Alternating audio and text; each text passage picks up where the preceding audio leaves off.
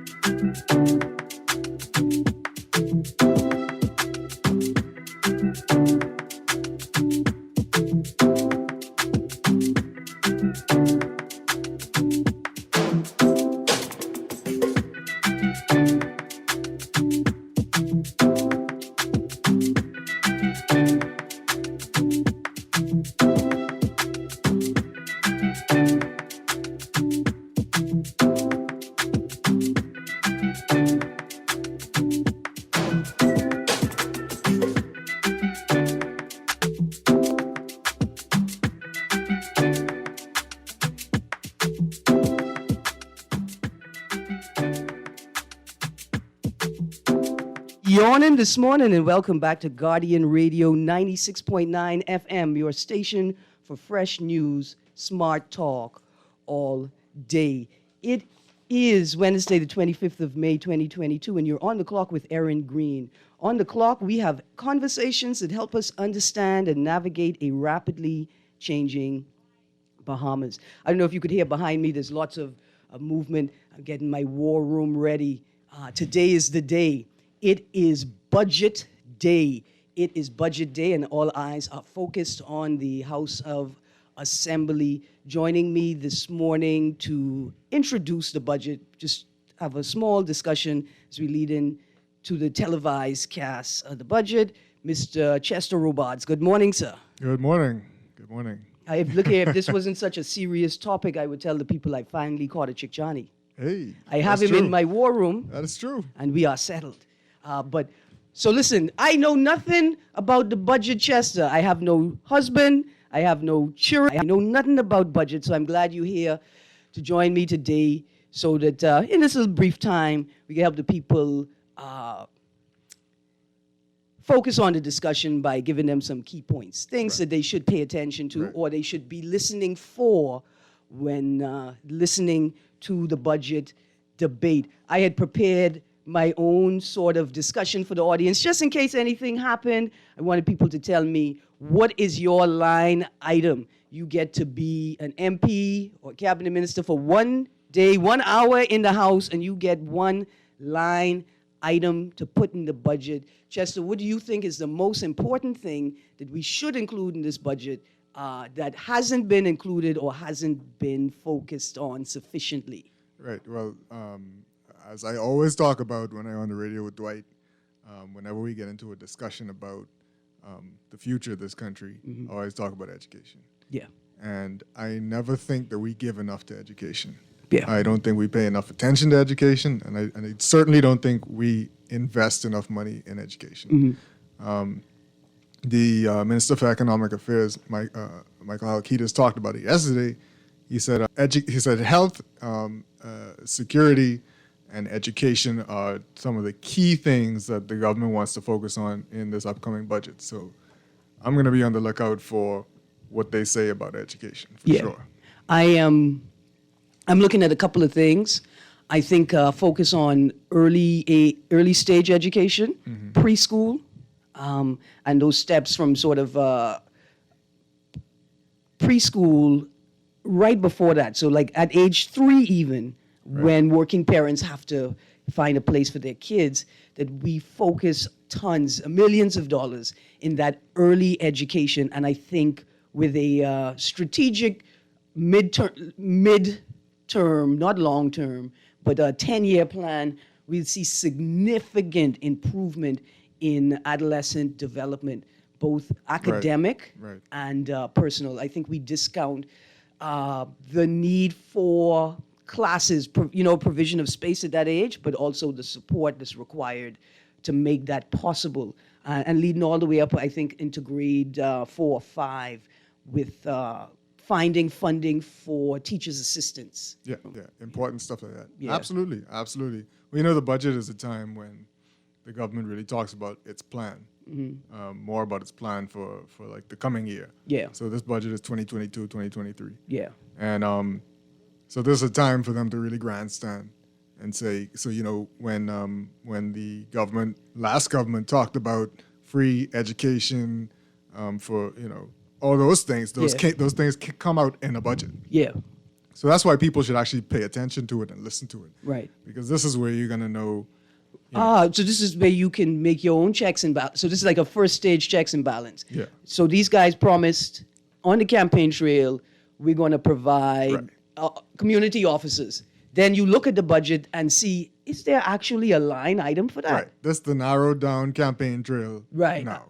I got you. Where now they know what they have the money for and they're putting it to use. I got you. And So so if you get you're a to find political advocate or if you are a community advocate and you want to get a sense of the politics of it, whether they're following their promises, whether they have the not just the will but the ability to do it, the fiscal ability, and then you can see so much more in that space. That's awesome. So I want to say to my people, look here, if you were once like me, who's like budget smudged, I'm a anti-capitalist, I'm not gonna like anything y'all doing in there anyway. Right. This is actually a really good discussion Well, to follow. Right. Yeah. So you also have to look out for some of the buzzwords and the keywords, right? You're gonna hear economic growth a lot. Yeah. But do you understand what it means and how and what their method of economic growth is gonna be? So you should hear when they say economic growth. After that, they should say, and this is how we're gonna achieve it. Yeah. Okay. If it sounds fanciful, it might not happen in one term. This might be a multi-year thing. Yeah. Right? If they don't give enough details, it might be a multi-year thing. Yeah. One of the things that I must say the Ministry of Agriculture is working, it seems, very, very hard on changing our import bill. Now, how are they going to achieve that?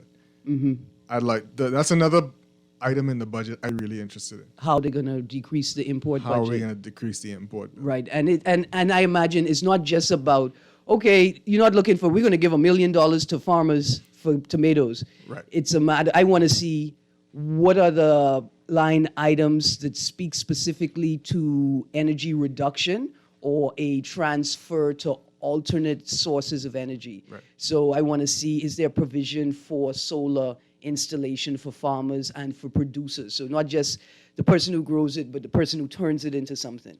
Right. Yeah. Right. And we've heard them talk about that, right? So Yeah. we've heard them talk about the packing houses and then adding like kind of canneries and stuff to it, and making that step to really use what we have growing already. Because I was going to say, I'm not necessarily taking the Ministry of Agriculture seriously, although I've seen strong talk, and like you say, we've seen that follow-up. It's happening.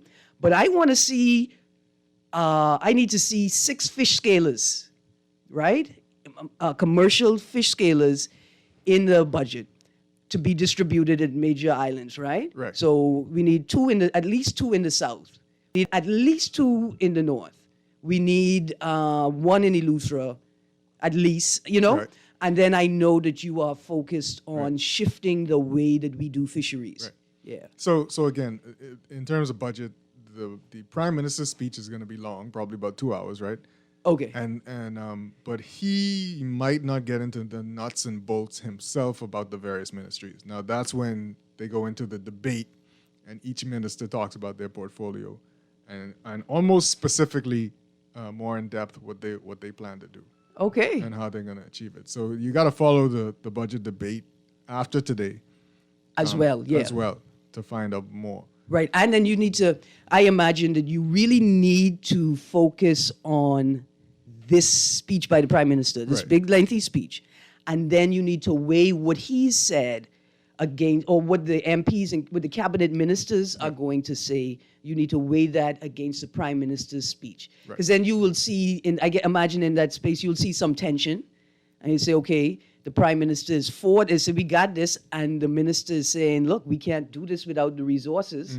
And that may be a little nod to the Prime Minister that, look, you got this fanciful talk, but you need to do it. It'd be nice and interesting to see that happen. Yeah.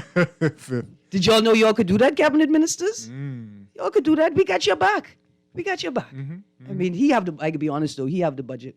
Don't play with that cabinet privilege. That's right. MPs. That's right. So the budget time is an exciting time. Obviously, it's an exciting time for media houses. Everybody is out there now, trying to get the first thing. A bunch of talking heads, like I'm supposed to be right now. Yeah. Talking about what we can expect. And another thing, and I just wanted to mention this when you asked about the line item, but equity and taxes. And we heard the economic Michael Halkitis talk about it in the newspaper. He talked about tax equity. Yeah. What that's going to look like, and that's what everybody is going to be looking out for, especially during this budget, is what we can expect in terms of taxes moving forward into the next year and moving forward the next few years. Am I right? He said has said no new taxes, right? No increased taxes. No increased taxes. Right. And I don't think any new taxes. Because that's a distinction. Yeah, right. Right. Because, I mean, that's no increased tax structures. Right. That doesn't mean they won't add a new one. But let's see. Yeah. And this is the time that we'll see. We'll see, right. Yeah. And he should mention it. But making taxes more equitable that's a different story. And that's a difficult road to walk because of the type of taxes we have. Right. So it's a difficult political road to walk. Like the state that you have created attracts people who don't want to pay taxes. Right. So it's sort of antithetical to say to those people, look here, you here now, and we gotta tax you. Right. As an aside, is there a way that we could sort of fix that? Like we could invite people here so that they don't have to pay exorbitant taxes and still create a mechanism where Bahamians or citizens, people who live here, can benefit from their presence in country in a different way? That was interesting. Dear cabinet ministers. That's interesting. You still have time to put it in the budget. I don't know the answer to that. Yeah. No, you don't have enough time. You really have to think about that They one. could put it in their speech. Yeah, And then make they- a promise about the next. There you go. Yeah. There you go. Okay. So, and then is it about the governance of it? Right. Okay. So that means we're heading into the debate. Thank you for tuning in. Thank you very much, Chester. Dear Bahamians, wake on your line item for the budget. Pay attention to it. It's not just an exercise in economics. It's an exercise in politics and governance as well. Stay tuned for the 2022-23 budget. A lot of moving parts in respect to where I am at this moment, and that contributed to us not being on time. We regret that, and as you said, we hope it will not happen again. While I stand, I'd like to acknowledge the presence of the Right Honorable Perry Gladstone Christie, former Prime Minister.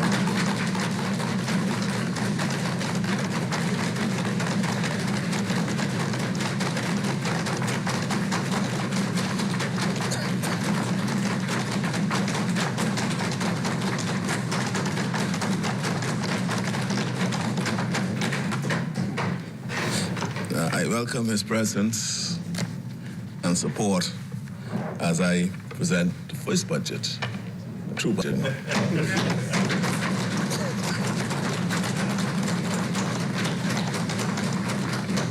Of course, I also note in the gallery pot cake.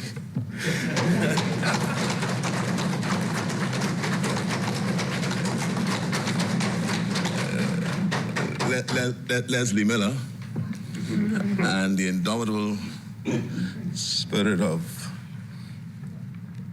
Loretta Butler.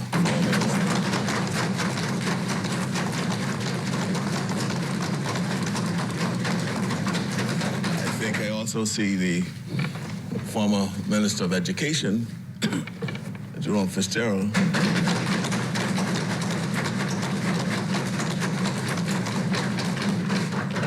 And of course, the Attorney General and the leader of the Senate, Michael Keatis.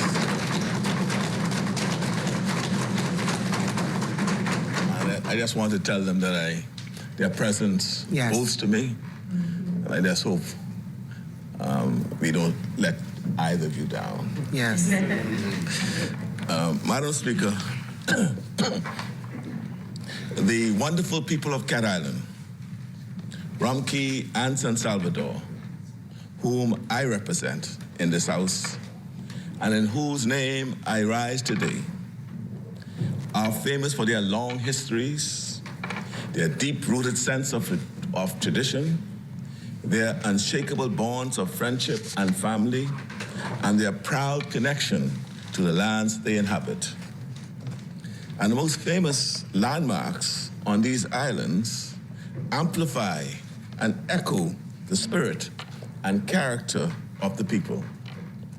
The expressive rock carvings in Hartford Cave that hold the secrets of the Lucayan and Arawak people who once lived there. The pioneering spirit of Landfall Park, San Salvador, where Christopher Columbus is thought to have first landed. And the sacred peak of the Hermitage on Mount Alvernia, the highest point in our Bahamas, on Cat Island. Madam Speaker, it remains the greatest privilege of my life to represent the people of these islands, and the greatest honor to lead our country, especially at a time when the country yearns for change and progress. And as a new administration, for the first time, I'm able to fully set out my administration's priorities and choices in a national budget. We wish to present a landmark budget, one that steers the country in a new direction, better able to take both advantage of the many opportunities which we have been blessed, and also to withstand and overcome the many challenges in which we live. Madam Speaker, I am pleased to present to the House the fiscal year 2022-2023 draft estimates of revenue and expenditure, or the budget, along with this accompanying budget communication. On coming into office last September 2021, 8 months ago, Bahamians will well remember that the country was in the throes of the worst health crisis and the worst economic crisis in living memory. Madam Speaker, at the end of the summer of 2021, last year, the public finances were on the edge of a fiscal cliff. It was these circumstances that the former Prime Minister called a snap election.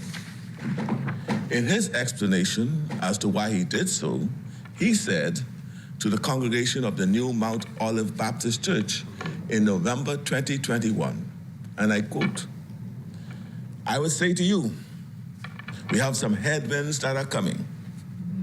In order to manage these coming, it was essential to have a new mandate because very, very difficult decisions have to be made," close quote.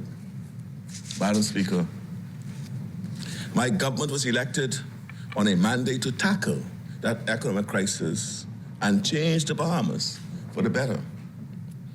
We were elected on a 10-point plan to recover, rebuild, and ultimately revolutionize the economy, details of which were contained in the document, Our Blueprint for Change.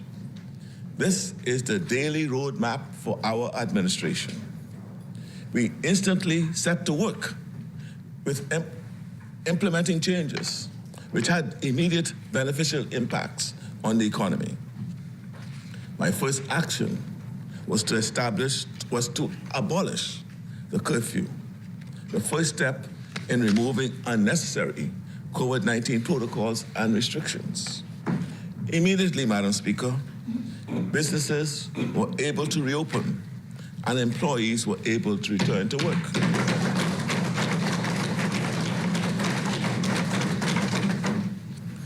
VAT and other revenues, therefore, immediately increased, such that the government's surplus cash balance in October 2021 had improved by nearly $35 million.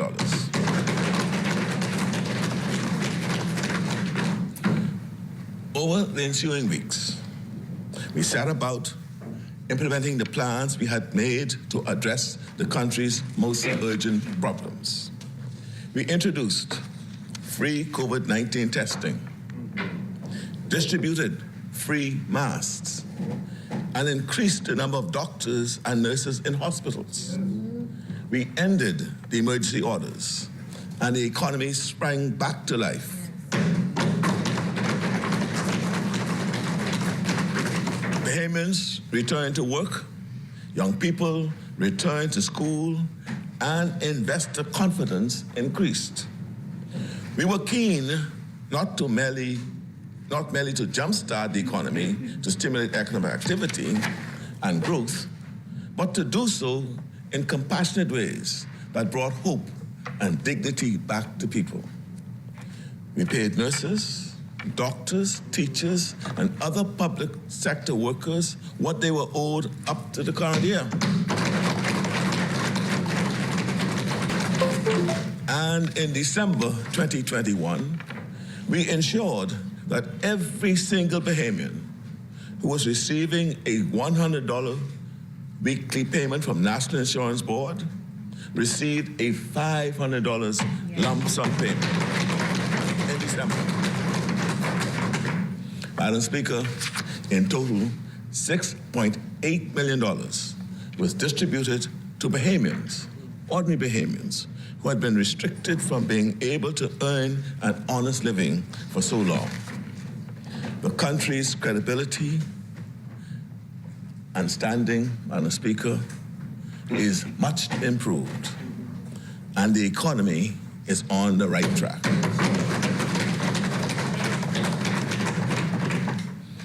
This budget 2022, the way forward, puts us firmly on course to continue to rescue the economy.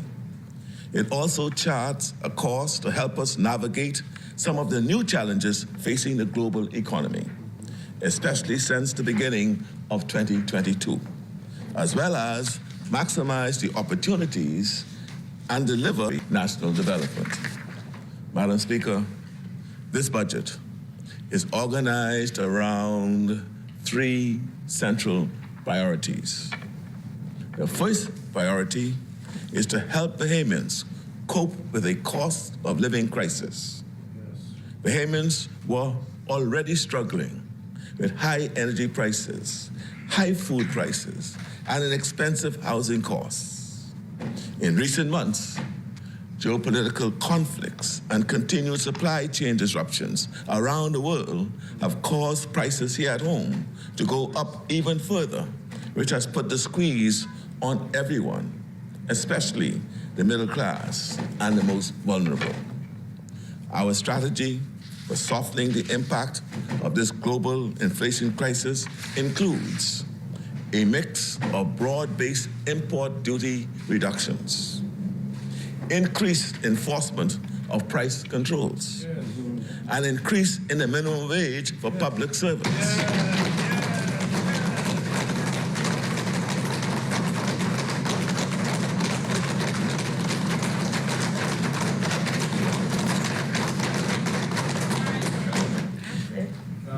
increase social services assistance.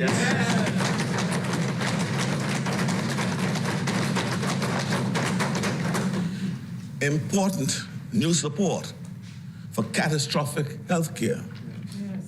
The establishment of the Universal Service Fund to make technology more accessible and affordable throughout our family islands.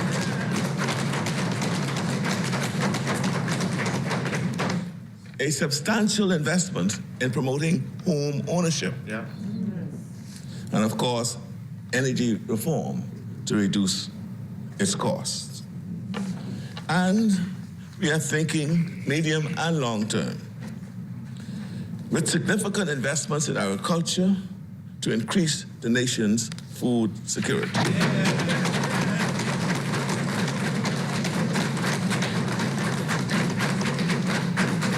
The more we are able to feed ourselves, the better we can withstand external shocks in international markets and ensure that good, healthy, affordable food always available for our people. Madam Speaker, investing in an agriculture sector will not only help our country weather volatility in global markets. Investing in agriculture means opportunity, which brings me to our second priority, the creation and expansion of jobs and ownership opportunities for Bahamians. These include planned investments in the orange, green, and blue economies, and the monetization of carbon credits and associated technologies to ensure the long-term development of the country. Education and training are fundamental to our national development, and so this budget includes measures to strengthen education and address the learning loss experienced by so many of our young people during the past few years. A key element in our recovery is to stimulate the creation of good jobs.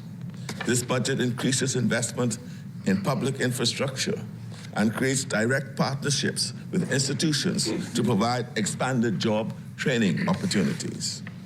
And finally, the third priority, various security issues to make our communities and homes safer and our borders more secure.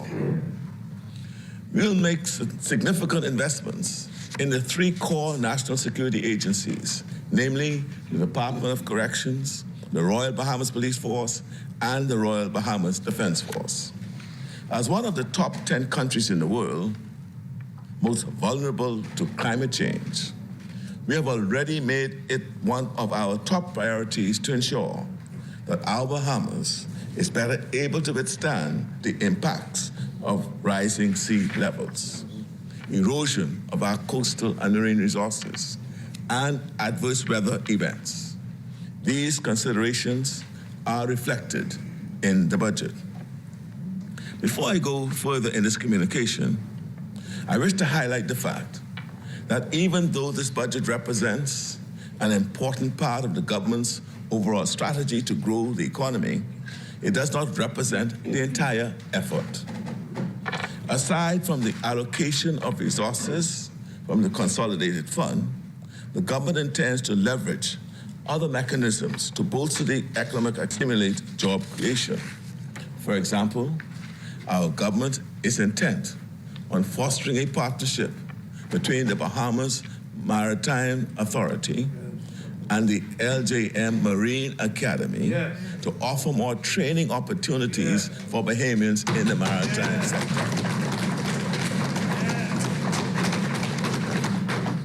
While this arrangement will not fully be reflected in a single line item in the budget, this initiative is poised to provide real and significant job opportunities to hundreds, if not thousands, of Bahamians.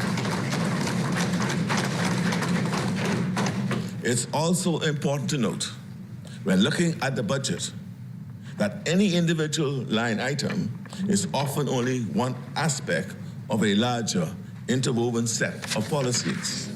Let me give an example from another area of special focus, which is our support for small businesses. Part of the core ideology of our party is to support small businesses development because we view this as an extremely effective means of empowering citizens in this country. During our previous terms in office, we created the Bahamas Development Bank, the Bahamas Agriculture and Industrial Corporation, the Venture Capital Fund, and the Small Business Development Center. We have committed $50 million per annum to small business development through these various institutions. We still hold fast to this commitment. We believe that these institutions will be leading this effort, especially the Small Business Development Center, which has unused loan resources, and the Bahamas Development Bank, which is in discussions with the Caribbean Development Bank to receive substantial funding.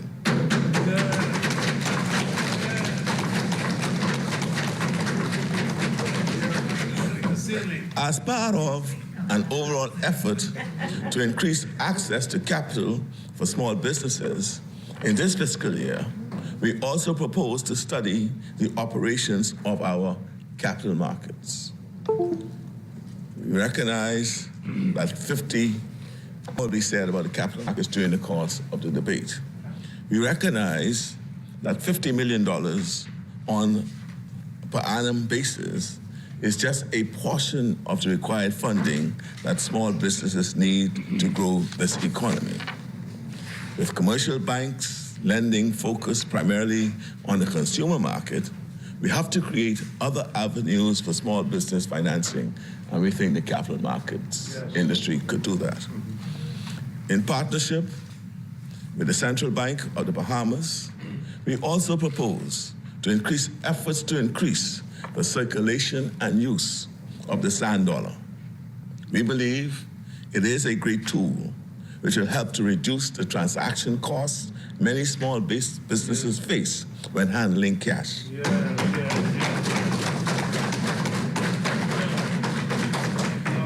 The sand dollar makes digital financial services available to micro, small, and medium-sized businesses. That will also make transactions for those businesses faster and more secure. Taken together, Madam Speaker, our support for maritime training and for the development of small businesses. However, it is impossible to fully understand this without referring to several areas of the budget. Investment and support in these two important areas of national development are reflected across a number of lines in the budget, and so should be interpreted accordingly. Madam Speaker, for the remainder of this communication, I will first highlight additional key priorities of the government. I will summarize the domestic and international macroeconomic conditions within which we are operating, many of which will influence, support, and or constrain our policy actions. Madam Speaker, I will then report on the fiscal performance of the government for the first 9 months of the fiscal year from July 2021 to March 2022. In order to support investors, lenders, and the Bahamian people in their planning, I will finally set out the government's projections for the fiscal year 2022-2023 so that we share a common understanding of the way forward. Madam Speaker, in our first speech from the throne, my government articulated a list of key priorities that we aim to fulfill in our first 5 terms. It was more than a to-do list of things that we want to achieve. It was also a statement of the values and principles upon which we would govern. We called upon every sector of the community to partner with us in order to achieve national success. We promised to be fair and inclusive and to operate at the highest standards of integrity. We promised to restore competence to governance, to be compassionate in all our dealings, and to govern in the interests of the many and not just the few.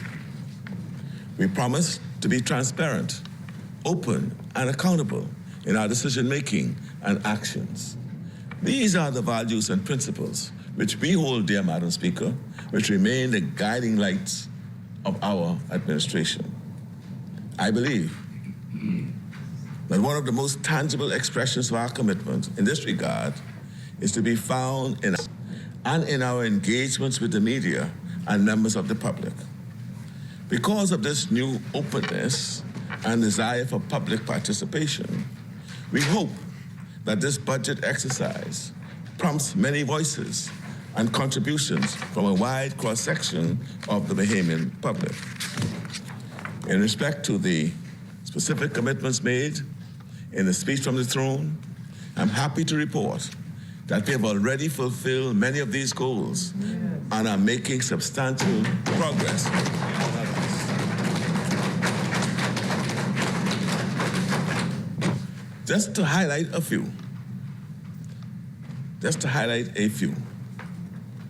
we have already begun the process of improving government revenues by reconstituting the Revenue Enhancement Unit.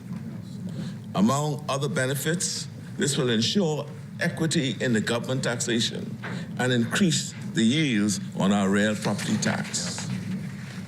We have appointed a private sector debt management committee assisted by an independent financial advisor and a strategy to manage the high levels of debt accumulated over the past 3 years. During the first half of the new fiscal year, legislation will be brought to this Honorable House to amend and improve the Public Procurement Act, the Fiscal Responsibility Act, and the Public Financial Management Act. In previous communications, I have reported to the House on the many deficiencies contained in these hastily enacted pieces of legislation. Work is already well underway, and the proposed reforms will be brought soon. We have reduced the rate of VAT from 12% to 10%. Across the board. We can already see signs that it is having the desired effect, which is to reduce the overall tax burden. When Bahamians purchase meat, vegetables, fruit, poultry, for cooking, or for transportation, we now pay VAT of 10% rather than the previous 12%. Now, we had hoped that the reduction from 12 to 10% across goods and services would be experienced as real relief for Bahamians. Unfortunately, and we take note, a very rapid rise in global prices coincided with this new measure. We are very aware. It is hard to experience relief from a tax cut when underlying prices are high and rising and life feels so unaffordable. But overall, the changes of VAT have been good for the Bahamas. For example, think about it. For example, the fast food franchises and the hotels had been the biggest beneficiaries of the zero-rated bread. Now the country is earning much-needed revenue from those sources. Continuing the list of achievements from the throne, as you will soon hear, work has already begun to increase the share of renewable energy in the country's energy mix to achieve the target of 30% reliance on renewables by 2030.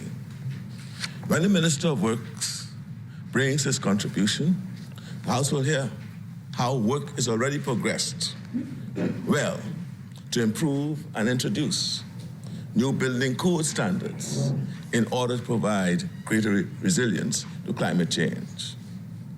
As a matter of priority, We have already accelerated investments in the agriculture sector to improve food security and reduce our reliance on imports, a point that the Minister of Agriculture will further expand during his contribution.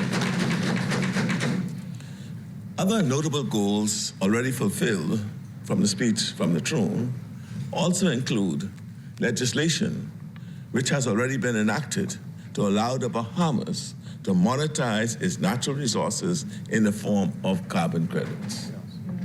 The Merchant Shipping Bill, which has been enacted in that sector.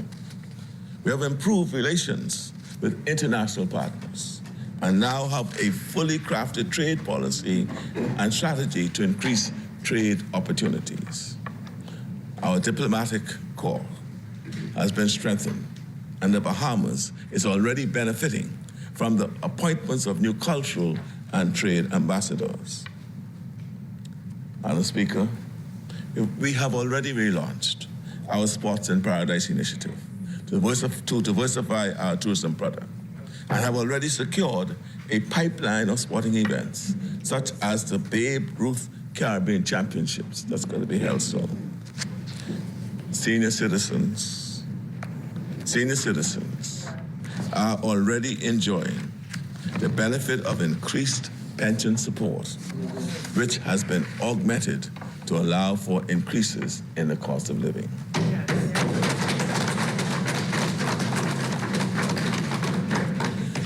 We have also enhanced access to housing with the construction of new homes in New Providence, and new homes in Abaco are on the way.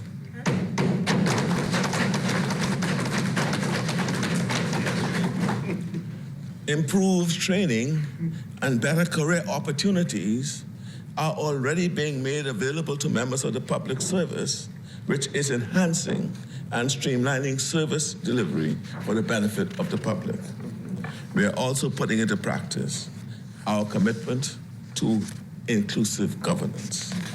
As an example, just 2 weeks ago, I hosted the first business roundtable with key leading business leaders from various sectors of our community. Added to all this, Madam Speaker, there is new hope on the horizon for Grand Bahama.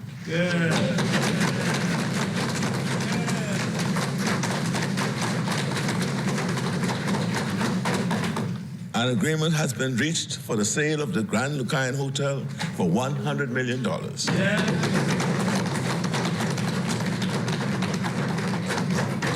The renovations are estimated at $300 million, and once completed, the project promises to provide 2,000 construction jobs and approximately 1,000 permanent jobs.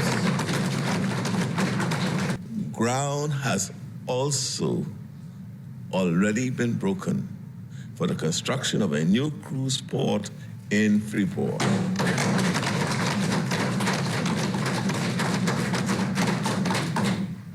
The cost, $200 million.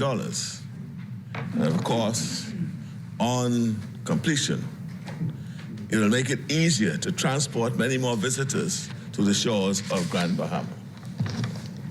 And Madam Speaker, the public-private partnership, or the PPP process, is underway for the redevelopment of the Grand Bahama International Airport, which was abandoned and left to rot.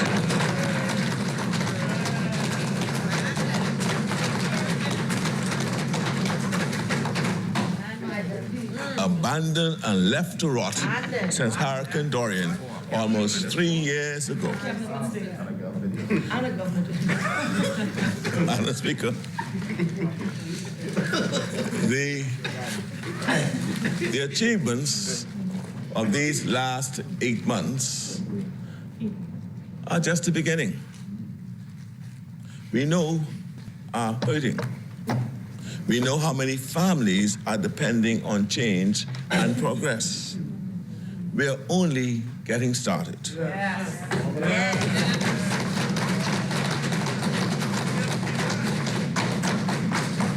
I can chat to you. I now turn to a discussion of recent economic performance and prospects for the Bahamian economy. A discussion which, because of our openness, must be positioned within the context of economic conditions in the global economy. The International Monetary Fund, the IMF, in its April 2022 edition of the World Economic Outlook, estimates that real world output recovered by 6.1% in 2021 from the 3.1% COVID-19 induced contraction in 2020. This recovery is attributed to travel and social restrictions being relaxed and improvements. This recovery was broadly based across the major economies.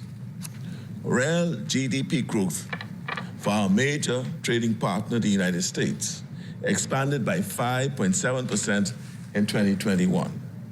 This followed the decline in 2020 of 3.4% and was accompanied by a reduction in the jobless rate by 2.5 percentage points to 5.6% in 2021. Similar factors were behind the favorable performance of the Bahamian economy, which posted an estimated real GDP growth of 13.7% in 2021. This followed, of course, a contraction of 23.8% in 2020. This outturn was paced by strong gains in tourism, our major export, and benefited from the return of the high-value added stopover market segment, of which approximately 90% year-to-date 2022 is from the United States. Total air arrivals went 1% to approximately 2.1 million, following a 75.2% downturn in 2020. Although the sea component decreased by 11.8% to 1.2 million visitors, this was markedly improved from the 75.4% decline in the prior year. Aside from the leading tourism contribution, economic output also benefited from increased construction investments linked to a number of varied scale foreign projects and ongoing post-Hurricane Dorian reconstruction works. The world continues to grapple with waves of the COVID-19 pandemic.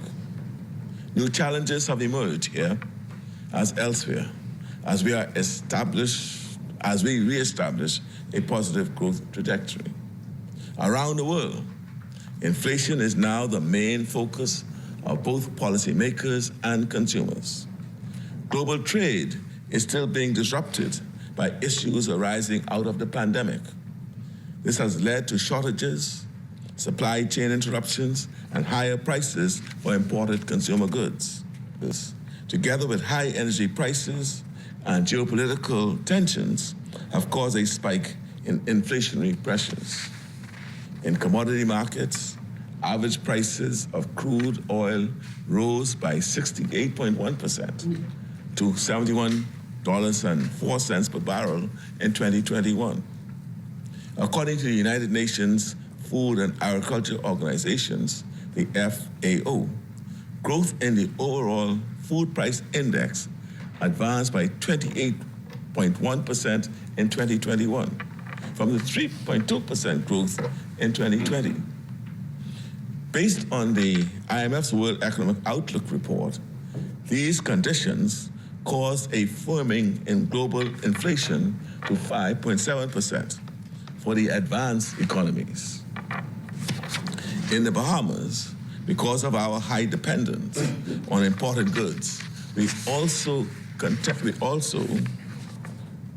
contended with the harsh reality of less favorable price conditions. Reflecting the pass-through effects of high global oil prices and prevailing supply dislocations, average consumer price inflation as measured by changes in the retail price index, accelerated to 2.9% in 2021 from a negligible 0.04% in 2020. A key component was the firming in the average per gallon prices of both gasoline and diesel by 8.1% and 33.9% to $4.39 and $4.91 per gallon, respectively, which previously declined by 10.9% and 15.3% in the year before. Madam Speaker, based on the IMF projections, high rates of price gains are likely to persist for some time because of these ongoing adverse impacts. This is not good news for the global economy, which means that it's not good news for us. High inflation erodes purchasing power.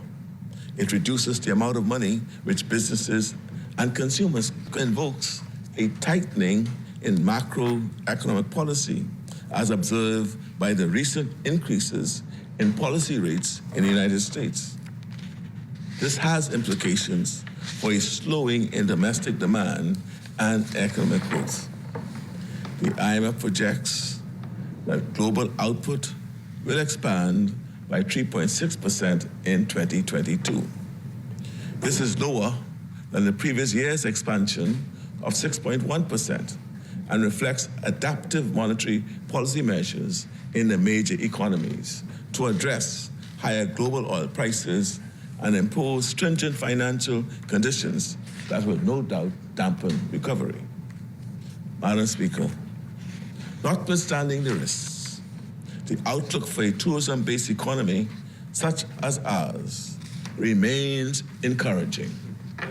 This is especially because my government is proceeding with a strategy to address the harmful effects of the ongoing inflation pressures on consumers and is taking proactive, decisive, and targeted steps to ensure a more durable and broad-based economy in the fiscal year ahead. Domestic economic activity is expected to maintain its growth momentum in 2022, bolstered by the sustained recovery in tourism output, along with several varied-scale foreign investment projects in the capital and Family Islands, and by post-Hurricane Dorian rebuilding works. However, the speed of the rebound in the tourism sector toward pre-COVID-19 levels remains reliant on the alleviation of all global imposed travel restrictions and broadening of vaccination efforts across countries. In other key economic indicators, monetary conditions in the Bahamas remain favorable and support stability in our exchange rates. At the same time, the subdued level of private sector lending activity contributed to ongoing buoyancy in liquidity levels and growth in external reserves. With the relaxation of the COVID-19 restrictions, external sector developments featured a narrowing of the estimated current account deficit by $164.4 million, which is 6.9%, to $2,210 million. This was because the services account reverted to a surplus position from a deficit in the previous year, owing to a recovery in tourism earnings. In contrast, the caps to trend in 2021, following a sharp rise in inflows in 2020. These were boosted by Hurricane Dorian reinsurance inflows, while the financial account inflows slowed because of a reduced level of public sector borrowings. Madam Speaker, a further note on the current increasing trend in oil prices. Given the corresponding upward pressure on most goods and services that we consume, this is of significant concern to the government. My government is committed to alleviating and addressing in a more sustainable manner the firming trend in global prices, including the impact of higher fuel prices on electricity costs. I'll speak to these measures later in my communication. The Minister of Works will also elaborate on the plans of BPL's board and management to secure greater operational efficiency. This will be achieved in part by leveraging independent power providers to bring to the Bahamas generation powered by solar power or natural gas. Our commitment to energy reform and lowering the cost of electricity to Bahamians across the board is more than just talk.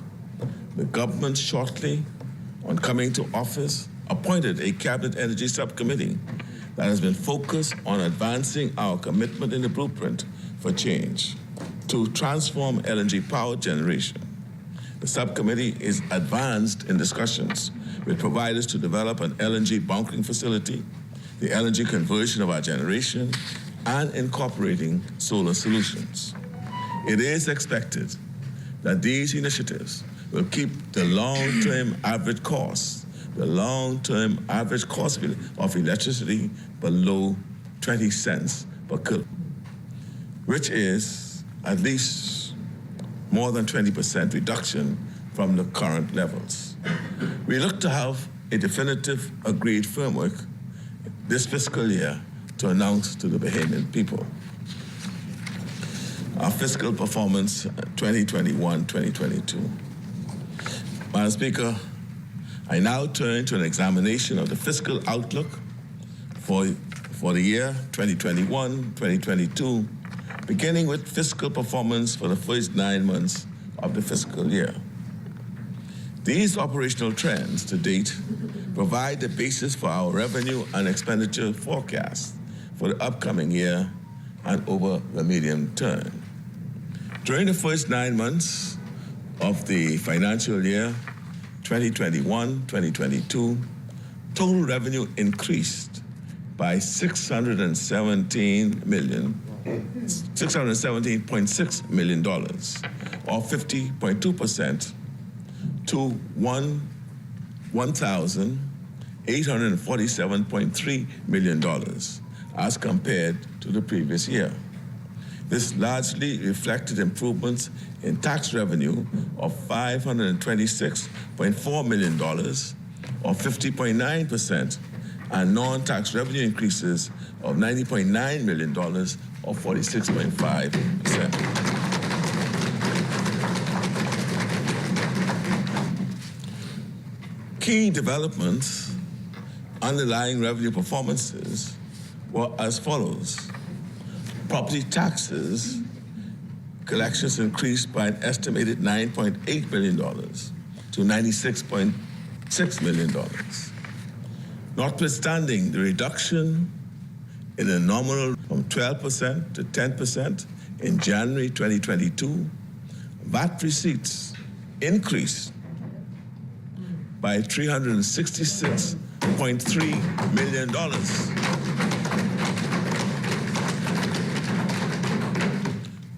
Or 78% of the budgeted forecast. And that increase took intake to $836.1 million over the 9-month period.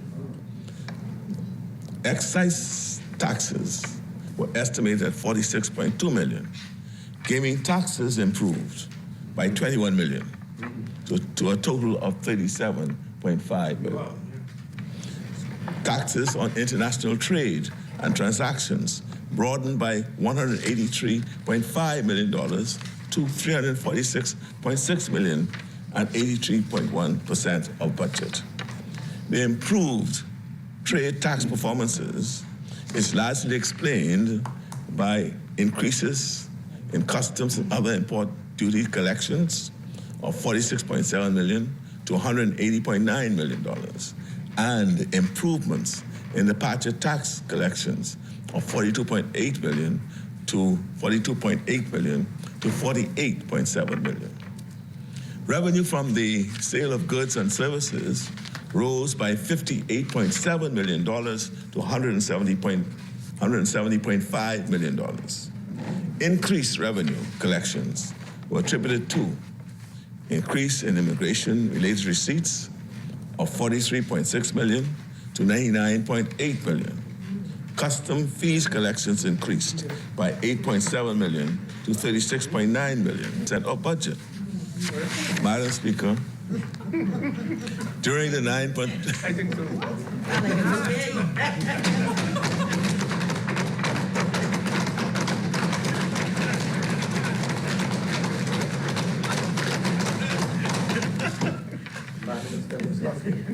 During the 9-month period of the fiscal year 2021-2022, outlays for recurrent expenditure expanded by $80.7 million, or 4.2%, to a total of $2,021.5 million as compared to the same period in the prior year, representing 70.2% of the targeted spend.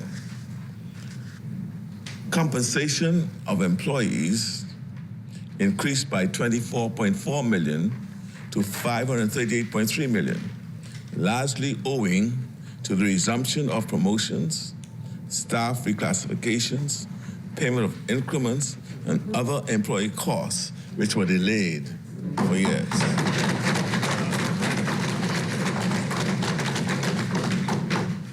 Spending on the use of goods and services widened by $21.8 billion to $403 million relative to the same period in the previous year. This is due to rental costs rose by $7 million, driven by the payments of arrears to private sector landlords of $2.9 million and to the National Insurance Board of $5.3 million. Spending on services were elevated by $34.1 million due to unbudgeted expenses related to the COVID-19 response and outstanding premiums.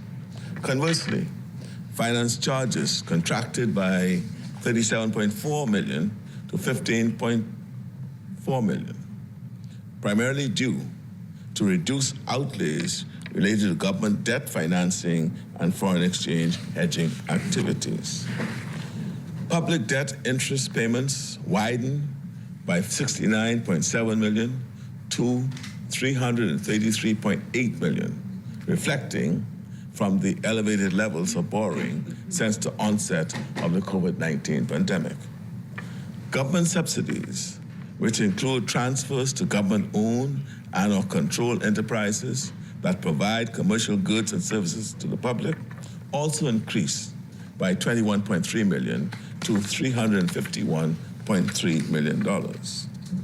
Subsidies to public non-financial corporations were higher by $25.3 million at $335.9 million, owing to the unwinding of certain COVID-19 support programs.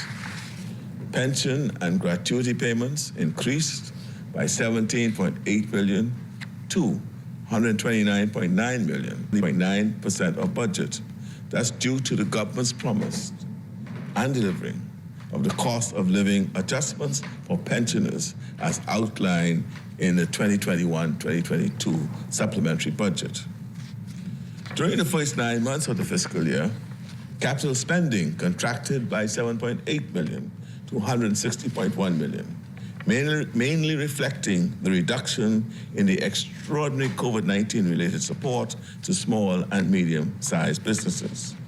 Based on revenue and expenditure activities, the overall fiscal position for the 9 months to March 2022 recorded an estimated deficit of $334.3 million, which was $544.8 million below the same period of the year prior, and only 38.9% of the forecasted deficit. To finance operations, government net debt increased over the 9 months by $677.4 million, resulting in a total direct charge or direct claims on government at the end of March 2022 of just over $10.5 billion, or 87.5% of GDP. This represents a significant decline from the position at the end. The government's debt ratio was 101% of GDP June 2021. I'll say that again. At the end of June 2021, debt was at 101% of GDP, and now we are at 87.5%.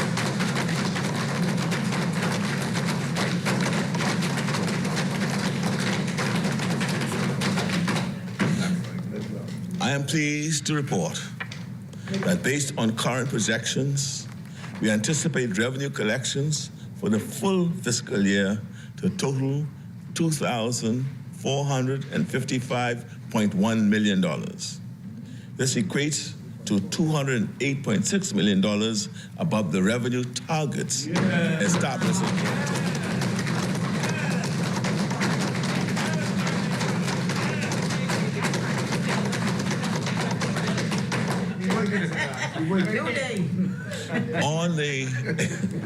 On the expenditure front, current trends suggest total recurrent expenditure will settle at an estimated $731.7 million, and capital expenditure at $230.6 million.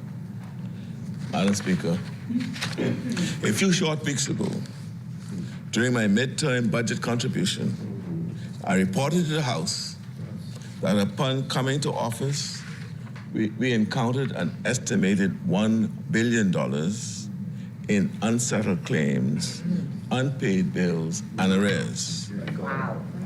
I am now happy to report that over as many months, we have conducted an extensive exercise to pay down arrears and reconcile outstanding balances.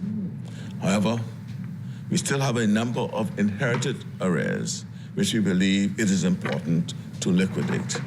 In this regard, we'll be seeking parliamentary approval for a supplementary budget for additional recurrent expenditure of $216,928,017 and capital expenditure of $34,491,123. These balances are owed to hard-working women and men who have given their time, energy, and resources to contribute to the development of this nation. And months later, they still haven't been paid. This harmful practice cannot be allowed to continue. Outstanding balances include $56.7 million owed on insurance for the public servants. Wow, that's right. Yeah.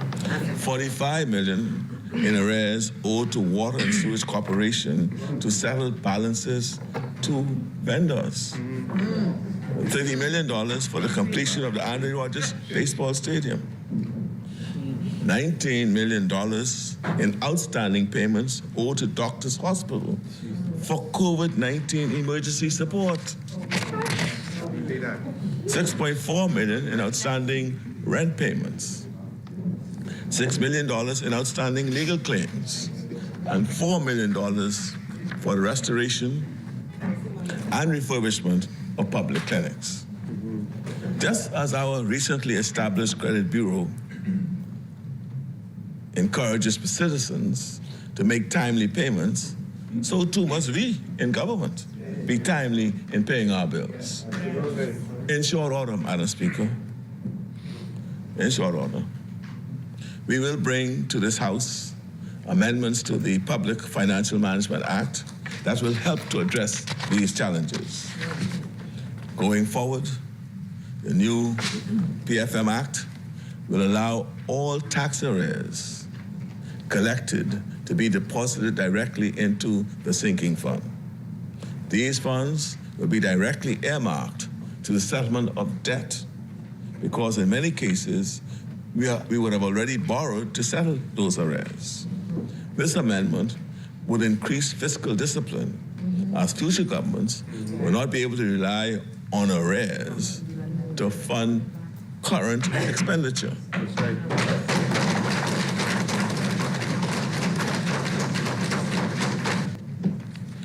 Madam Speaker, as a result of operations, the resultant deficit in the financial year 2021-2022 is estimated at $756.6 million, or 6% of GDP. This represents a $100 million reduction in the projected deficit for that fiscal year. Madam Speaker, notwithstanding the increasing, challenging global environment, my government remains confident that the way forward which we are charting for the benefit of our country and the Bahamian people will secure our national development for the years to come. And so, I will now set out a number of key policy initiatives which we will be pursuing in the coming fiscal year. As I said earlier in this communication, this budget is focused around three themes of priorities. Firstly, efforts to cushion the impact of increases in the cost of living currently being driven to new heights by global economic price forces. Secondly, to implement frameworks to grow the economy and expand opportunities for Bahamians. And thirdly, measures to enhance issues relating to the long-term security of our country. I shall begin by highlighting the expenditure proposed in the budget. I shall begin by setting out our expenditure relating to reducing the impact of rising costs. We have amounts for pay increases for most public officers. This is because we recognize that the public officers have not had a general salary increase since we were last in office.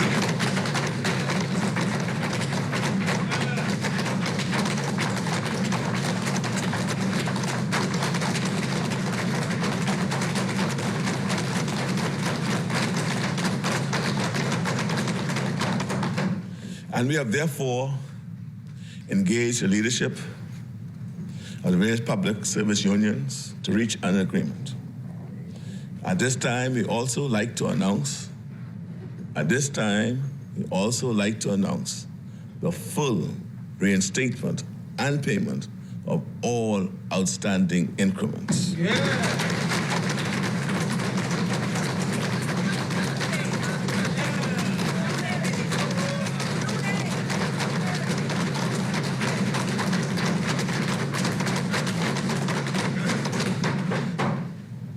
Madam Speaker, we also believe that the rate of it needs to increase because of the general erosion of spending power of ordinary Bahamians. An imperative which has been made more urgent by the current level of inflation. To this end, we have submitted the proposal to the PSU to increase minimum wage in the public sector with incremental increases starting in July.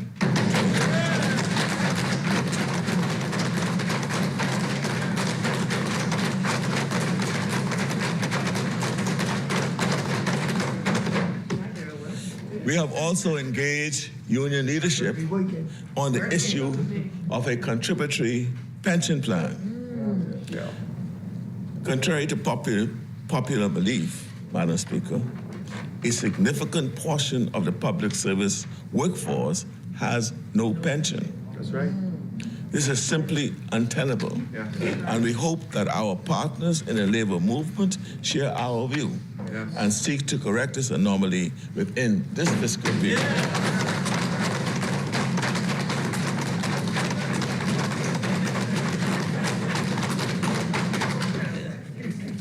this is how we are. These are our initiatives of the increasing cost of education.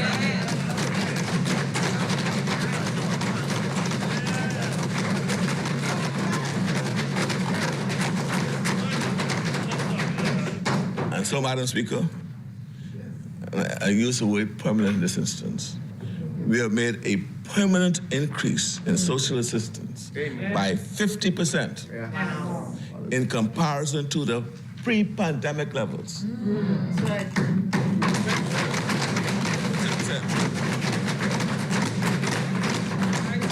This increased assistance is to be disbursed through the reintroduction of a conditional cash transfer program, which was commonly referred to as the RISE program.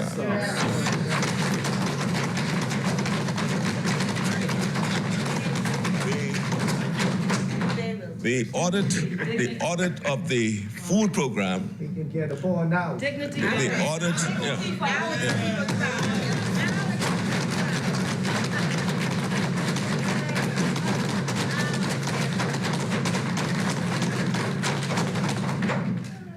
The audit of the food program recently tabled that there was no accounting for a sizable portion of the funds allocated to assist citizens during the pandemic. We are intent on taking the steps necessary to avoid a repeat of this outcome in the future.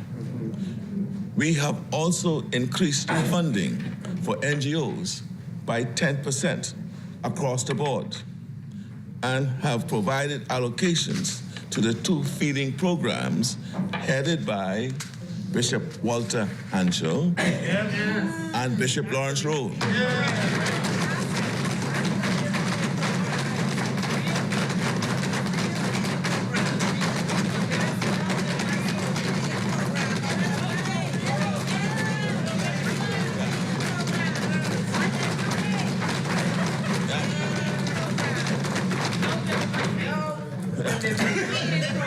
Madam Speaker,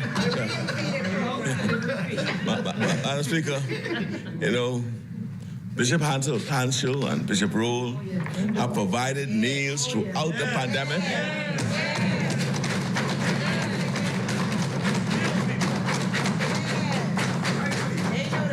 And they continue to do so now with little to no public sector support. I'm sure the whole House will want to join me in thanking Bishop Hanschel and Bishop Rowe, who, with such little support, fed thousands of people.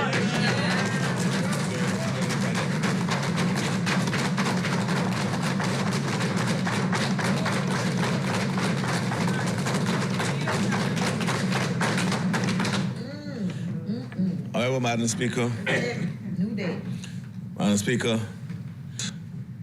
to these hardworking NGOs goes even further. Yep.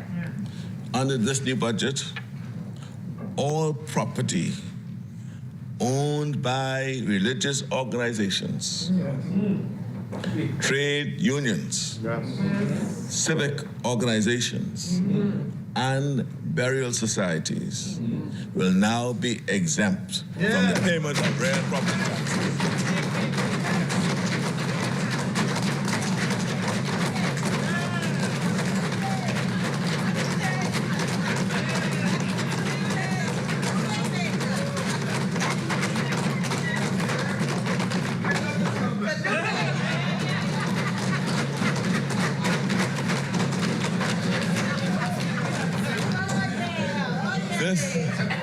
Madam Speaker, this reduction in taxes will put money back in the pockets of the entities to allow them to further their reach in their communities.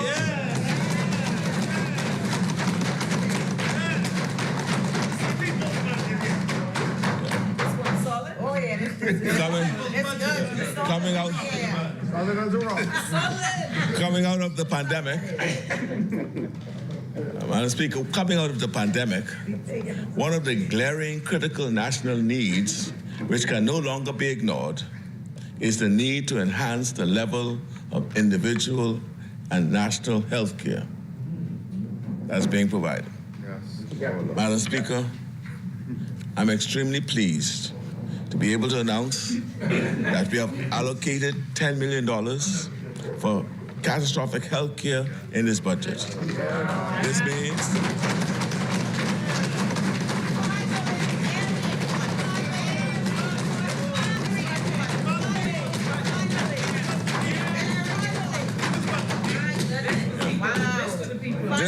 This means that, Madam Speaker, for the first time, the government can provide meaningful assistance to long-term dialysis patients, heart patients,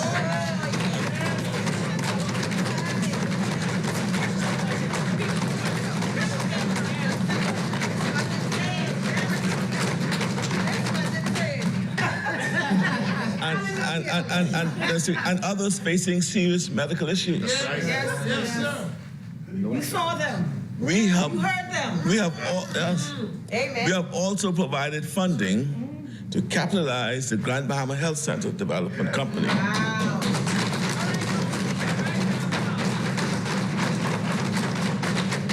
This entity will construct the new Grand Bahama Hospital.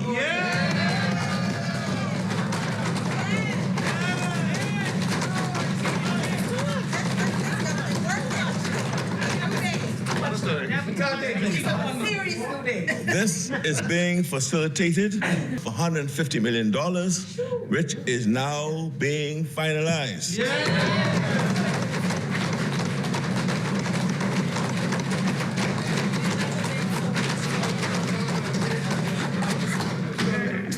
Let me add, Mr. Speaker, subject to agreement with the various unions, Madam Speaker, we have also provided funding to increase the salary of teachers.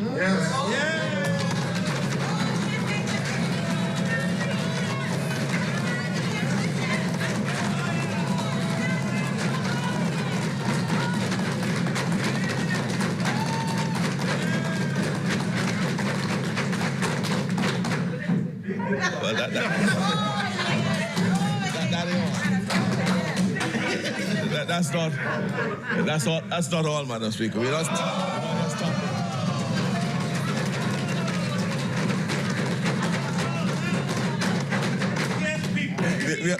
have provided funding to increase the salary of teachers, but we have also provided funding to pay what I call a retention bonus to teachers and nurses.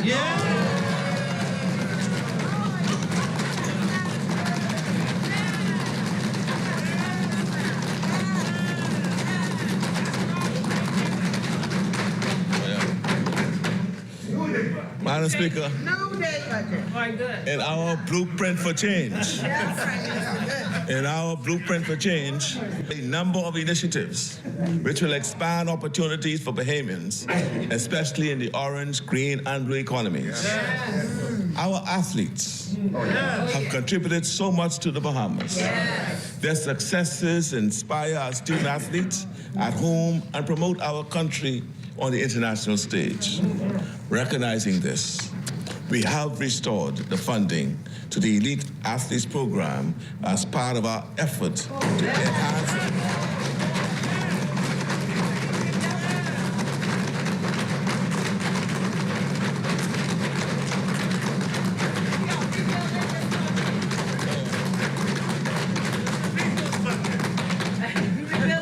Yes. See, and this effort is to enhance our support for our athletes and sporting programs, which is deserved. We have also included $1 million to facilitate the hosting of CRIFTA next year, which is also the funding our bid again to host the World Relay Games. And we have funding to support the return of the Bahamas Games.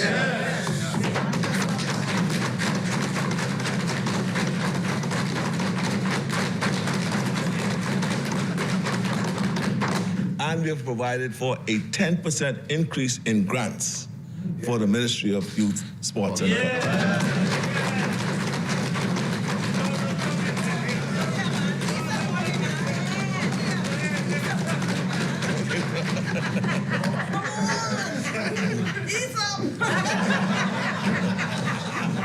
That's what we are for, man. I ain't finished yet, you know.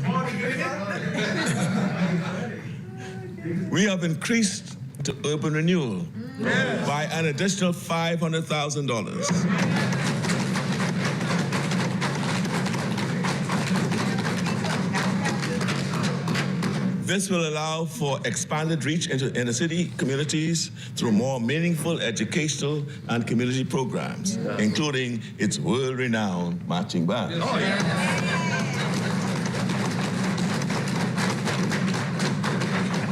We have provided adequate funding for the activities surrounding the 50th anniversary of our independence. Oh, yeah.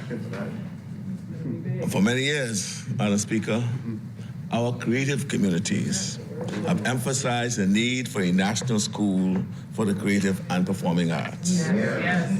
Madam Speaker, this coming year, we are taking active steps to make this vision a reality. Yes. And in the coming months, we will be making more specific announcements in this regard. Yes. We go to expenditure, security. I've already spoken to the increased investments we are making in the national security services. To make our communities safer, we are also investing in our efforts to combat crime by investing in the construction of a new prison complex using a public-private partnership vehicle.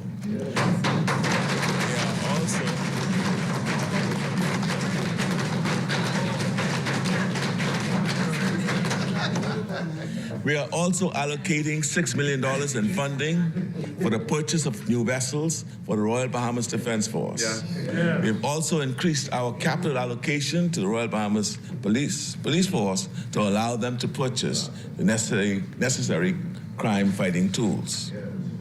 Turning to the wider issues of security, Madam Speaker, something related to food security. Food security issues.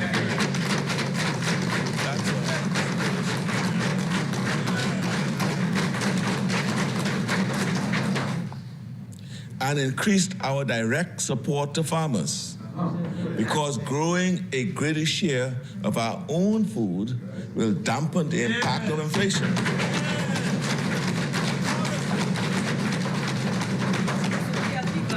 And it will provide economic benefits and opportunities for our people.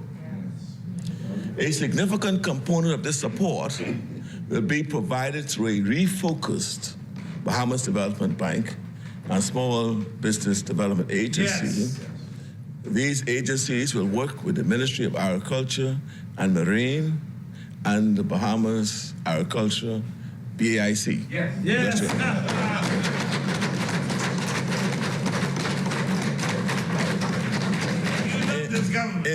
In providing that support. Very sexy. Yeah. We have allocated 10% of we need to hear this. Yes. Because, you know, I'm a family island fella. Yes. Quiet. There you go. Madam Speaker, yes, we have allocated 10% of the overall revenue collected in the family islands from property tax, road traffic fees, for the creation of a Family Island Development Trust Fund. Yes. It's going to be seeded by $200 million. This fund will facilitate the government in making immediate investment in the family islands.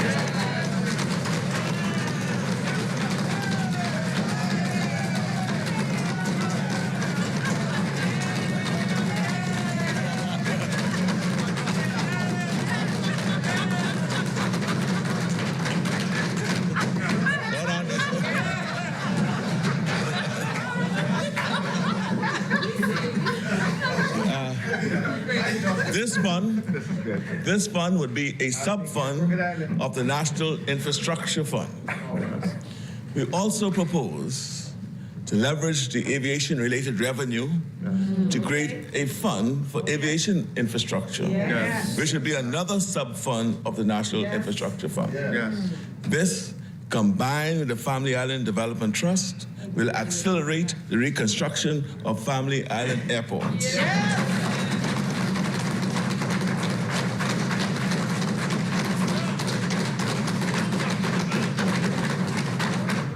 This intervention, these structures, will end the practice of Family Island infrastructure improvements being made a lesser priority than infrastructure improvements in the province.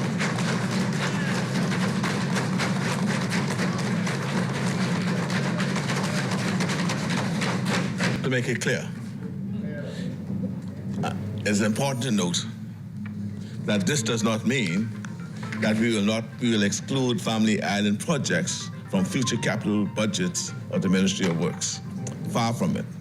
This is just an addition. I'm making sure. Whose phone is that? I'm making sure. Exuma, Ragged Island. Yeah. So All that you did for the Family Islands. There's somebody going to have Family Island? So what I did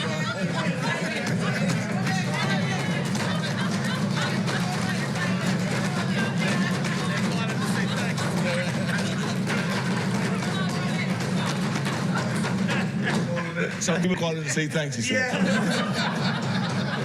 But I just wanted to make it clear that the segregated funds that we are suggesting that will come from funds generated from those various islands is not to exclude the Family Islands from capital budgets of the Ministry of Works. They will still be included in that process. Yes. That's all.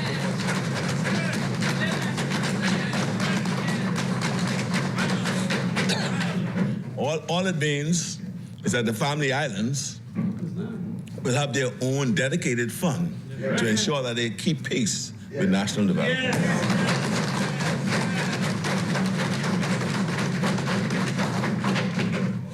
Madam Speaker, we have allocated funding to reduce the government's carbon footprint through the installation of renewable energy systems throughout the Family Islands and increase the number of electric vehicles in the government's fleet.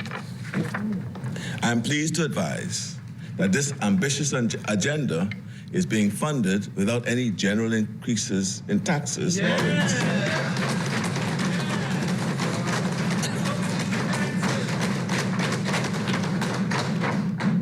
There are, however, some new and very targeted fees.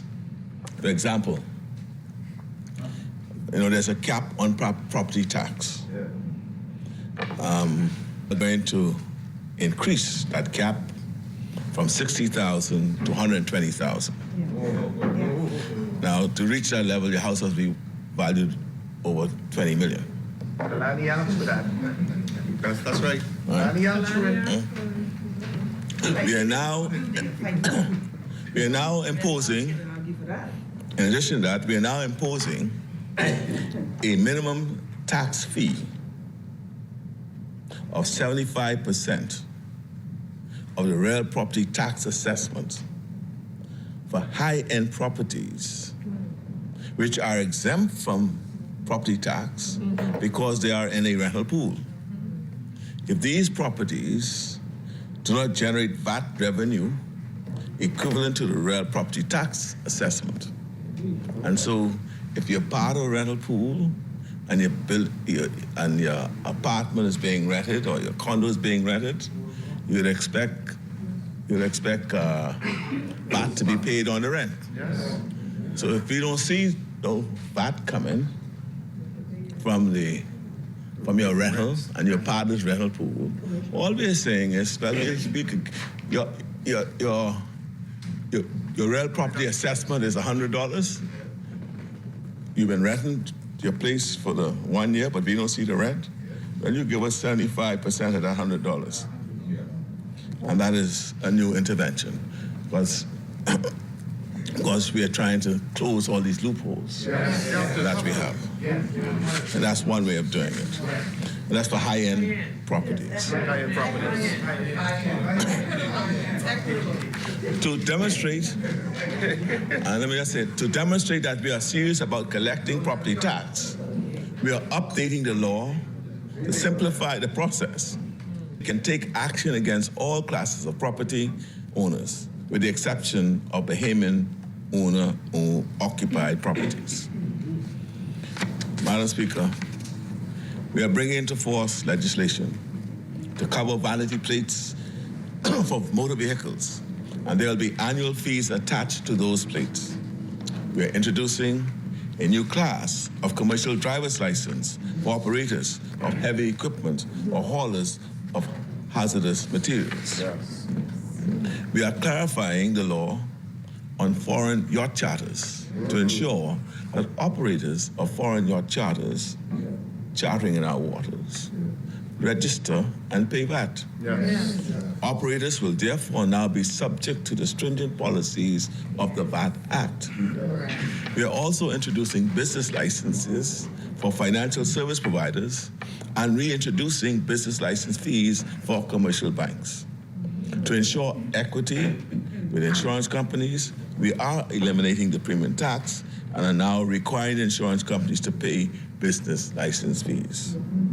Madam Speaker, we are increasing royalty fees for the export of seafood, and we are also prohibiting the export of conch in commercial quantities in order to encourage sustainable fishing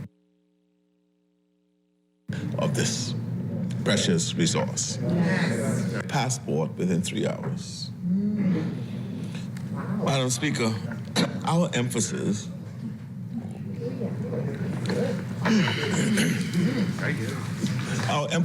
is to ensure that the tax system is fair and equitable, and that no single taxpayer has an advantage. In that regard, we have standardized the excise duty for the production of beer. It is actions like these which demonstrate our willingness to make the decisions which benefit the many and not the few. Yes.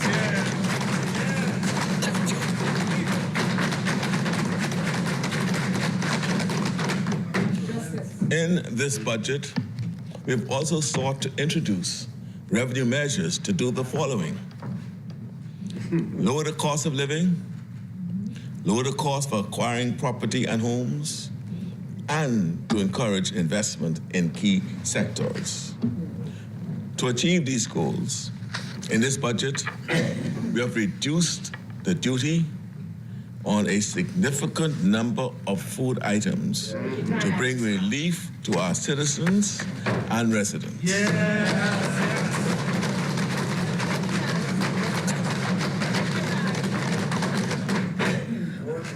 You will hear more about this reduction in customs duty on food items during the course of the debate. We also recognize that an important part of our tourism experience is our unique culinary products, and we need to ensure that the sector remains competitive. We've also therefore reduced the duty on food items used mostly in the restaurant and tourism sector. Among the list of foods are those produced locally, such as chicken parts. Local production of chicken is less than 5% of total consumption. But we want and need to expand local production of all agriculture products. In this regard, the government will provide support to local poultry producers by assisting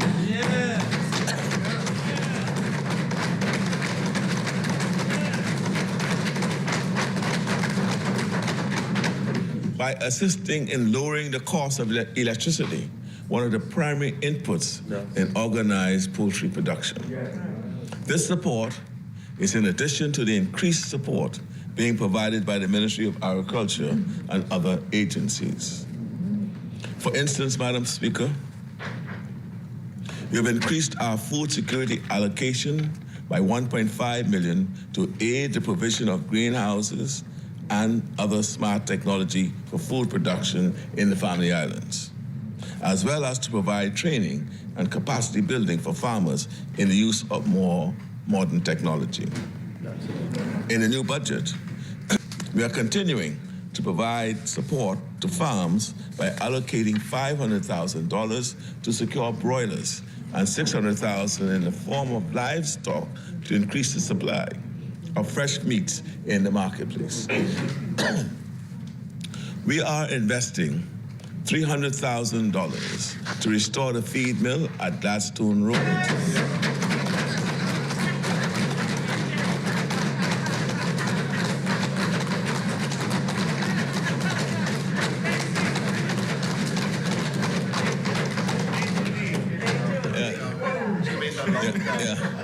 This is to ensure.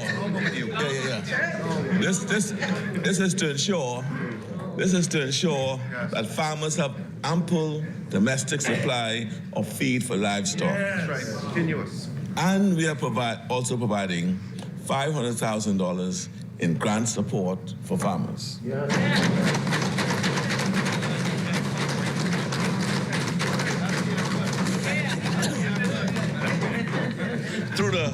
Through the use of modern technology and resources, which we have in abundance, we plan to reduce our food import bills. This, Madam Speaker, is how you ensure food security. This, Madam Speaker, is how you ensure food sovereignty. This, Madam Speaker, is how we will feed our nation and bring down the cost of living.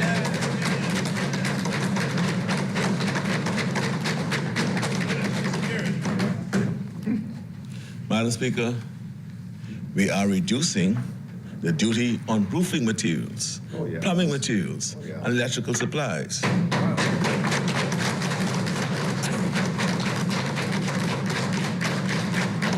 This will make it more affordable in the Bahamas to undertake any construction project. We've also reduced the duty on electric cars with a value of under $70,000 to 10%. For vehicles over $70,000, the duty will be 25%. The same framework that presently exists for all hybrid cars. These duty adjustments are part of a deliberate strategy to reduce nationally our carbon footprint. For Bahamians who dream of home ownership, this dream can soon become a reality.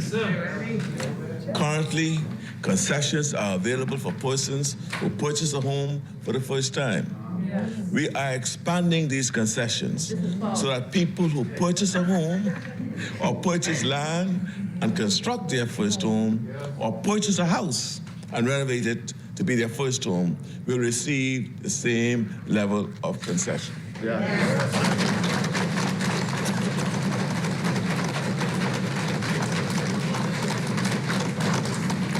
For those who are constructing or renovating their first home, we will refund up to $40,000 in cash for any VAT paid for construction services.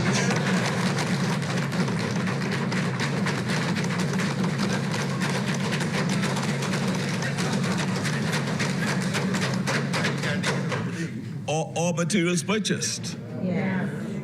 Once the occupancy certificate is provided within 18 months of the commencement of the construction. We are also increasing the level of exemption for first home buyers from $250,000 to $300,000 and reducing VAT on property transfers dollars per individual.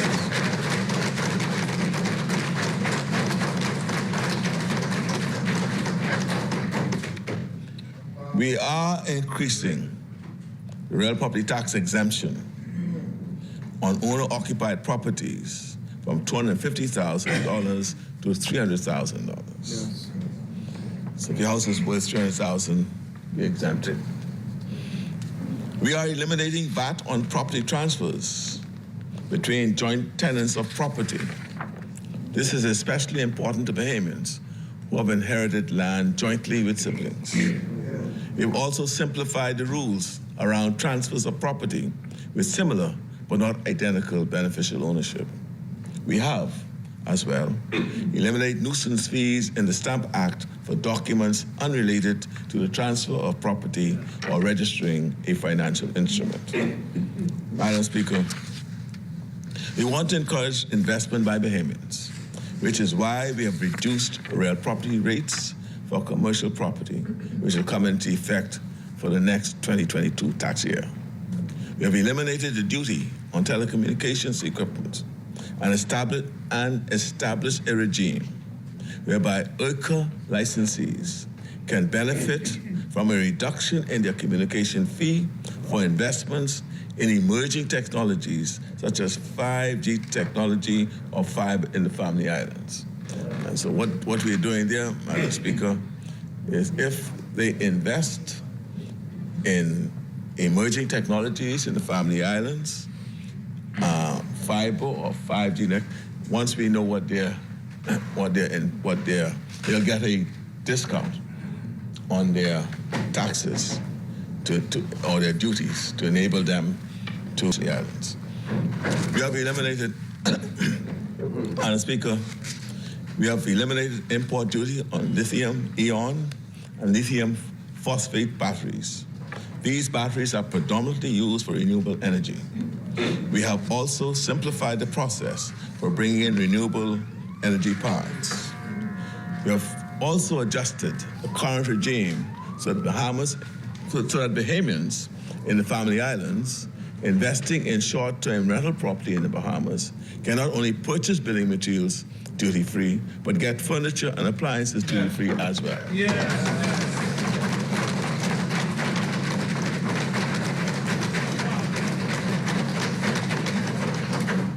And we go further, Madam Speaker.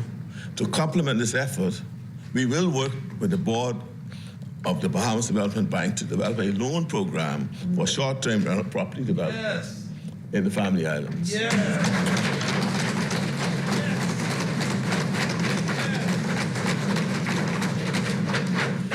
Madam Speaker, this budget also includes funding to comprehensively address the scourge of crime. We need to catch and punish those who break our laws. But we also desperately need more solutions that focus on the prevention of crime so that we can break the terrible cycles of violence that grip our country. In addition, our Second Chance program will reduce recidivism and give people who have paid their dues to society a chance at a future. Since coming into government, the Bahamas has been a leading voice, Madam Speaker, on the global stage, addressing the urgency of fighting climate change. Clear. Climate change is an existential threat for our country, and we cannot sit at home and just hope for progress. We have to fight for change. Madam Speaker, the reality of the situation for the Bahamas is as follows. A low-lying small island development state that we are, more than 70% of our land mass is highly vulnerable to the impact of a 2.5-degree increase in global temperatures via its resultant increase in sea levels. We'll be underwater. We are in a region that is highly prone to climate disasters, such as hurricanes, which have increased in frequency and intensity over recent years. And given the small size of our nation, we are a minor player in the contribution to global greenhouse emissions, which result in increases in global temperatures. It is for this reason that one of my first actions upon taking the helm of government was to address the General Assembly of the United Nations to reiterate our country's position. I also issued a strong challenge to carbon-producing nations to honor their previous commitments to help us in this fight against climate change. 2 months later, I attended the World Leaders Summit at the United Nations Climate Change Conference in Glasgow, COP26. Our advocacy in these arenas captured the attention of the world, and our influence and negotiating strength has increased as a result.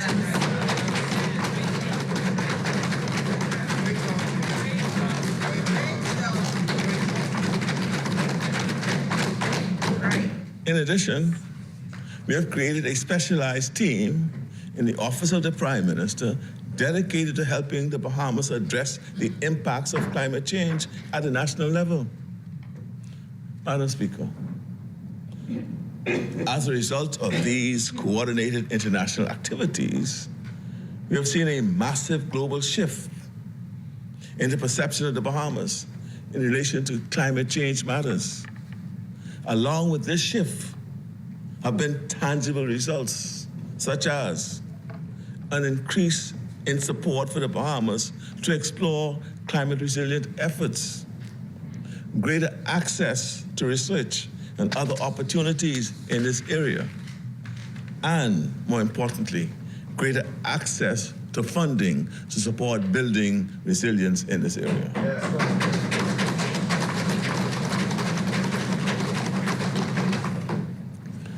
Madam Speaker, we have embraced these opportunities. And as a result, for the first time, the Bahamas is positioned to commercialize and earn financial benefits from our natural resources. Yes. I refer, of course, to our recent Climate Change and Carbon Market Initiatives Act, which will enable the Bahamas to earn revenues from our investments to preserve our marine habitats. During our recent debate on this matter, Madam Speaker, we went to great lengths to outline the opportunities for the country to earn carbon credits. What we have not stressed enough is the opportunities for education, training, and development for both Bahamians and international students that accompany this. Madam Speaker, however, as we expand our role and presence in the blue economy, there are increased areas for educational opportunities at the University of the Bahamas and international universities to focus on marine and climate change courses. The Bahamian public, investors, and international agencies should know that our plans are part of a well-coordinated effort to ensure sustainability and consistency in our approach to adopting a climate-resilient framework in the Bahamas. In line with international best practice, my climate change advisory team in the Office of the Prime Minister has begun the strategy focused on incorporating best practice in environmental, social, and governance in our long-term investment practices. This strategy will incorporate advice from local and international experts in the field. It will also ensure that the Bahamas is consistent in its application of the principles of climate adaptation and climate mitigation. Madam Speaker, it has long been a major complaint of businesses that a key challenge to the ease of doing business over the years has been the very high cost of electricity, the unreliable supply of electricity, and the limited inclusion of solar technologies in our energy mix, even despite our abundant potential for solar power and the tools at our disposal to solve this problem. Members may well remember that on the 5th of August, 2020, the government executed a $20 million loan with the Inter-American Development Bank for the reconstruction with resilience in the energy sector in the Bahamas. The objective of the loan was to support the government with the rehabilitation of critical energy infrastructure and restoration of electricity service in the islands heavily impacted by Hurricane Dorian, while facilitating the integration of renewable energy. The specific objectives were to support the rehabilitation of the electricity transmission and distribution system and installation of new and resilient in Abaco and East Grand Bahama.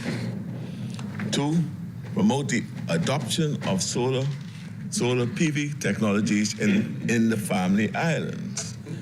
And 3, contribute to the improvement of the regulatory framework for RE technologies and the mechanisms for its deployment.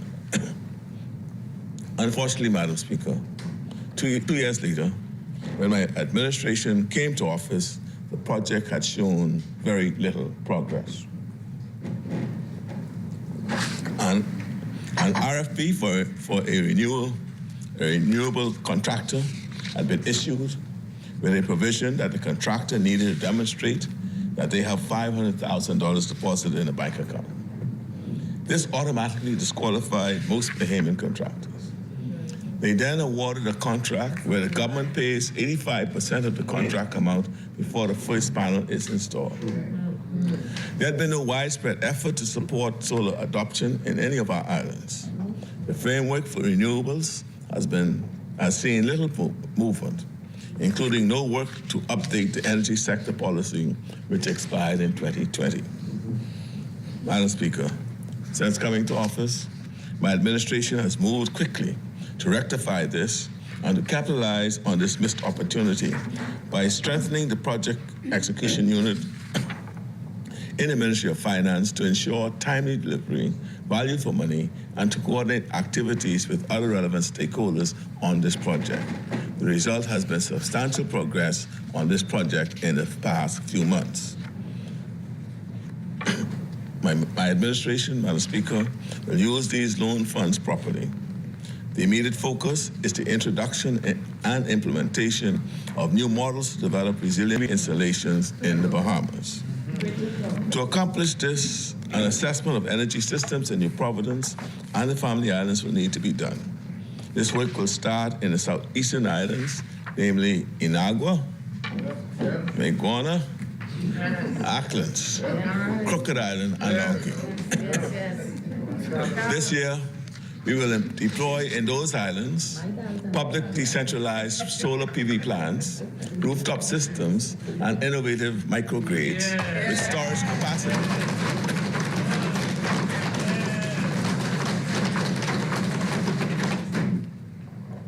Additionally, pilot installations of solar photovoltaic systems on public buildings in Andros will also be carried out. Thereafter, the installations of solar photovoltaic systems will be extended to the central and northern Bahamas. Madam Speaker, a key aspect of this project is to ensure Bahamian participation and ownership in this industry. What this means, Madam Speaker, is that going forward, we are committed that all future maintenance, installation, site works, or the like will be conducted by Bahamians. Yes, sir.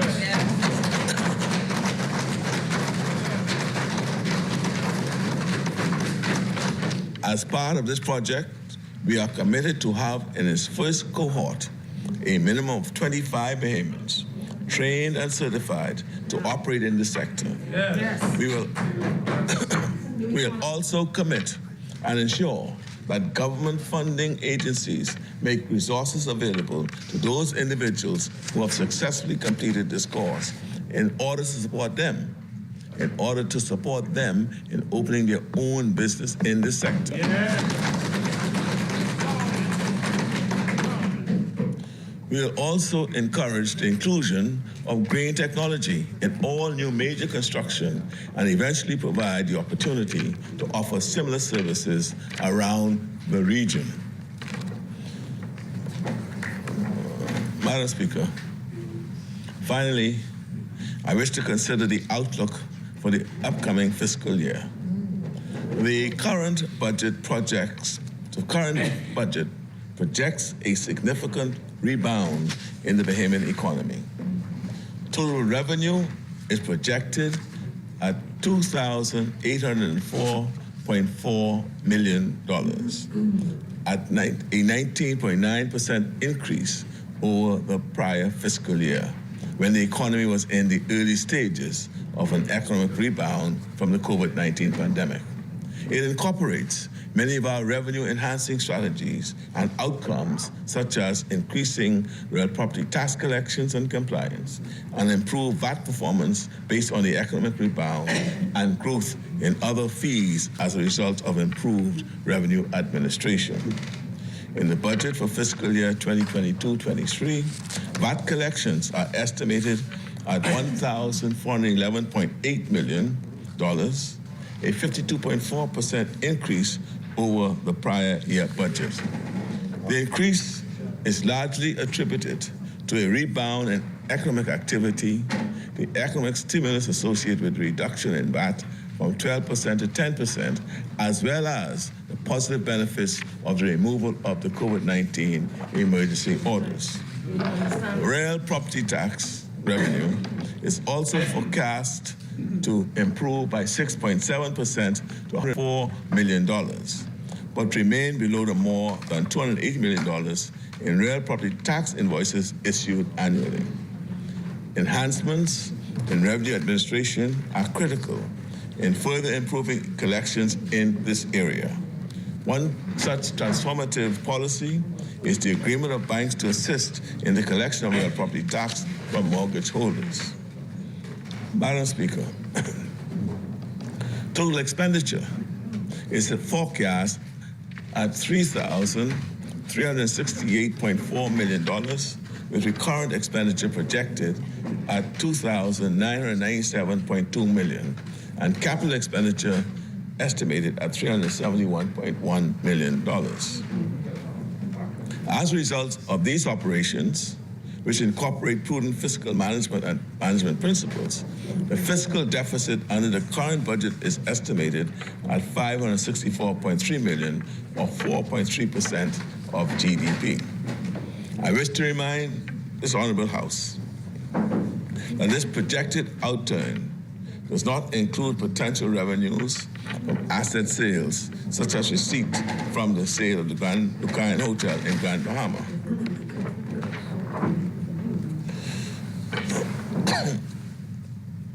In conclusion, Madam Speaker,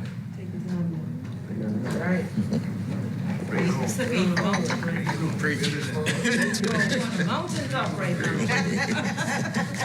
now. This is a budget. Madam Speaker, as I come to the end of my presentation in my first full budget communication, I wish to share this reflection. This is a time of great challenge for our country, a time of great opportunity. There is no doubt that the world's problems, from intensifying hurricanes to deadly viruses to energy shocks and supply chain interruptions, have all washed up on our shores. The perils are real, but so is the promise of what we can become if we move forward together. This budget provides a foundation to strengthen our nation, to lift ourselves up, to face the future with strength and optimism. This budget provides support for the here and now, and also charts the way forward for a brighter tomorrow. Yes. Madam Speaker, in taking our country forward, I'm confident that this budget does just that, and I commend it to the House. This is Guardian Radio 96.9 FM, Nassau, Bahamas.